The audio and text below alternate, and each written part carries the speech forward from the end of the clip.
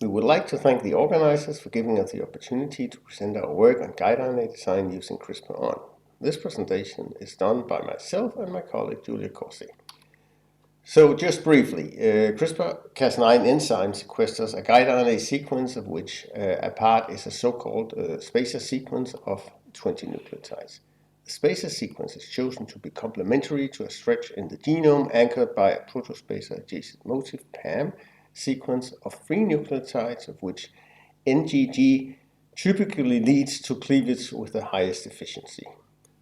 So gRNA design is about finding the most efficient spacer among several ones in a given target region of interest. However, on-target efficiency is not the only concern. So are the off-targets, which are unintended edits elsewhere in the genome that can appear even when the gRNA bind with some mismatches. However, the optimal gRNA design tries to maximize for the on-target efficiency while minimizing for the off-target effects. Here we mainly focus on the on-target design, although we later touch on off-targets for the interactive website. To create computational models, we need data. There are 2 types of data: those that measure the degree of a knockout of a gene and those that measure indel frequencies from approaches using barcodes via surrogate target implants in the genome. Here we use the indel-based data. Recently, Kim et al. 2020 made indel-based data for different Cas enzymes, including Cas9. And based on these data, they made on-target prediction models. For Cas9, they report a high performance of 0.93 in Spearman correlation coefficient between the predicted and known efficiencies of a test set.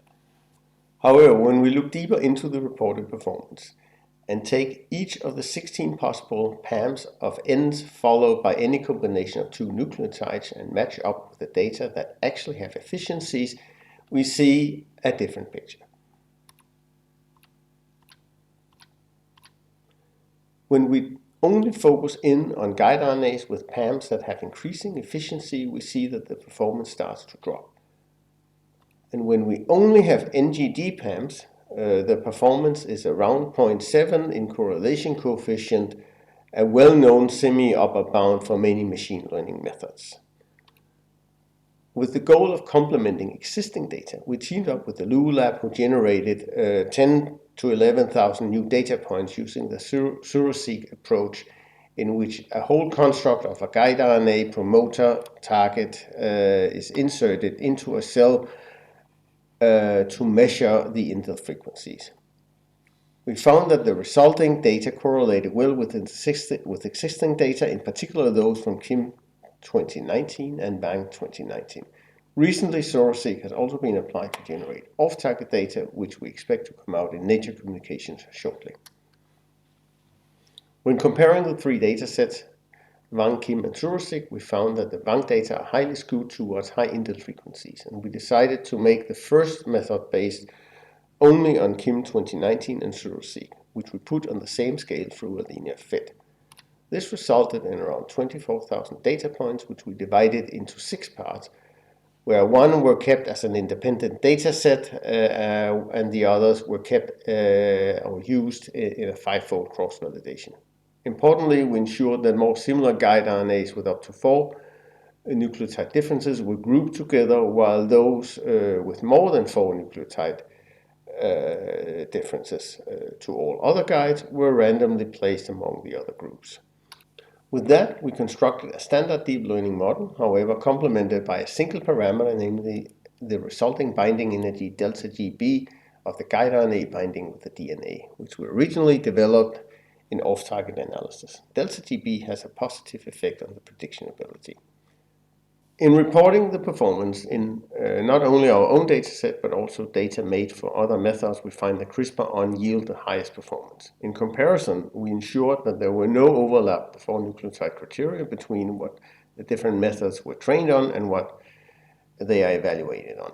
Hence the different number of data points in the respective evaluations. Note that on Wang 2019 data, we did not compare to its accompanying method, DeepHF, as the split into training and test sets were not reported.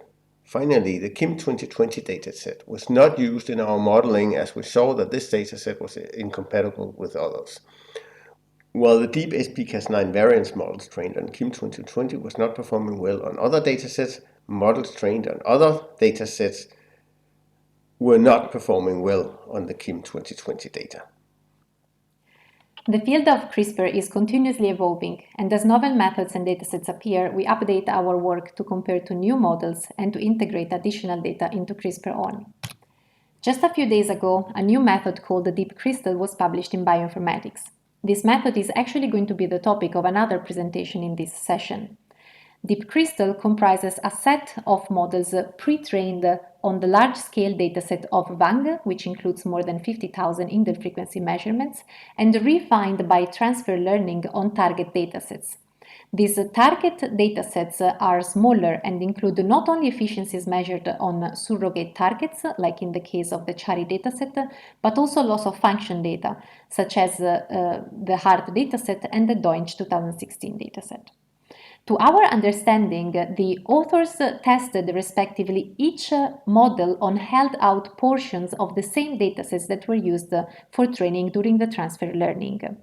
Using these settings, they showed higher performances compared to our CRISPRon model. However, because what we are interested in is the generalization ability of on novel datasets, we are rather interested in seeing how a model refined on a given dataset performs on other datasets, in particular on similar datasets. For instance, how the model refined on the HART dataset performs on the Deutsch and the CHARI data, or how the model refined on the Deutsch data performs on the HART and on the CHARI data. To test this, we compared 5 models. 3 of the available deep crystal models refined on CHARI, HART, and Deutsch datasets, the deep HF model, which is the model trained on the dataset used in the pre-training of deep crystal, and our CRISPRon model. We tested them on independent holdouts of the CHARI dataset, the HART dataset, the Deutsch dataset, and the XU dataset, which is the only one that is independent from all of the models being benchmarked. Our results showed that none of the deep crystal models performed significantly better than CRISPRon, unless specifically refined on the dataset from which the held-out testset was taken from, like in the case of the HART dataset, where the deep crystal model refined on the HART data has a slightly higher correlation than CRISPRon to the data. However, when applied on another dataset like the CHARI dataset, the deep crystal model refined on the HART dataset is outperformed by CRISPRon, which performs significantly better than all other models except for the deep crystal model specifically refined on the CHARI data. Last, on the XU data, which is independent from all models in the benchmark, CRISPRon performed either better or not significantly different than other models in this comparison. So overall, CRISPRon has a better generalization ability compared to other models on independent data. In the attempt to improve CRISPRon, we are now working on merging the Wang data used in DeepHF and Deep Crystal with the rest of the CRISPRon dataset. There are 2 challenges with this data. One, as we saw previously, the gRNAs evaluated were mostly efficient ones, therefore the distribution of efficiencies is skewed in this dataset. And 2, the context of the target sites in the surrogate sequences were chosen to be constant, and this may bias the model. We rescaled the Wang data to the KIM data using an approach similar to that employed for the surrogate data, except that the fitting was chosen to be non-linear and forced to start at 0 and end at 100 to avoid the intercept of the fitting shifting one dataset compared to another. The same approach was also applied on the surrogate dataset, and once all of the datasets were rescaled, we retrained the CRISPRon on either the 30 nucleotide target plus context sequences, which include the target, the PAM, and few nucleotides up and downstream of context, or 21 nucleotide sequences, which include only the target and the first nucleotide of the PAM.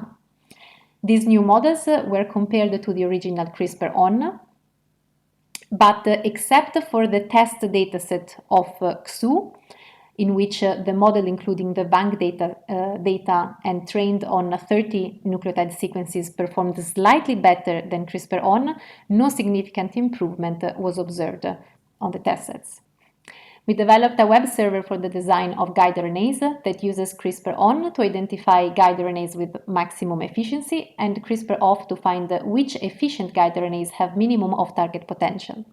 Given a gene name or genomic coordinates or a custom sequence, the user can search for potential gRNAs to use and view the results in an integrated genome browser or in a table of results.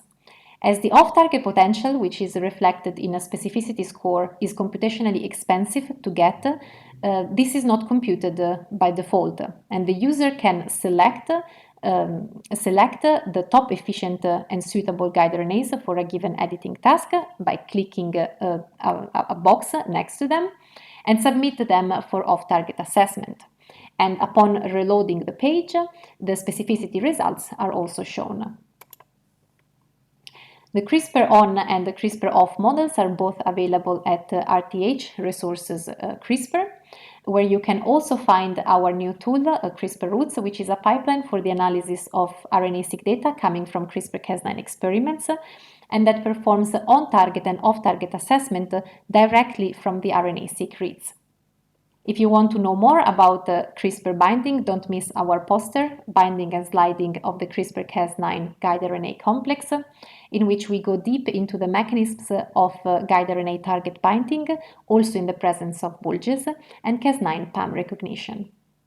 To conclude, we have shown how increasing the size as well as the quality of CRISPR data is crucial to make good prediction models. And we have shown that our model CRISPR-on has top performances on independent test data and is accessible to users from different fields of science thanks to an easy-to-use web interface. And with this, Jan and I would like to thank all our group members, current and past, and in particular Christian Anton, who contributed importantly to the development of CRISPR-on, as well as our external collaborators who provided us with the excellent Suroseq dataset. Last, a big thank you to our funding agencies, the Innovation Fund Denmark, the Danish Research Councils, the Danish Center for Scientific Computing, and the Novo Nordisk Foundation. And thank you for your attention.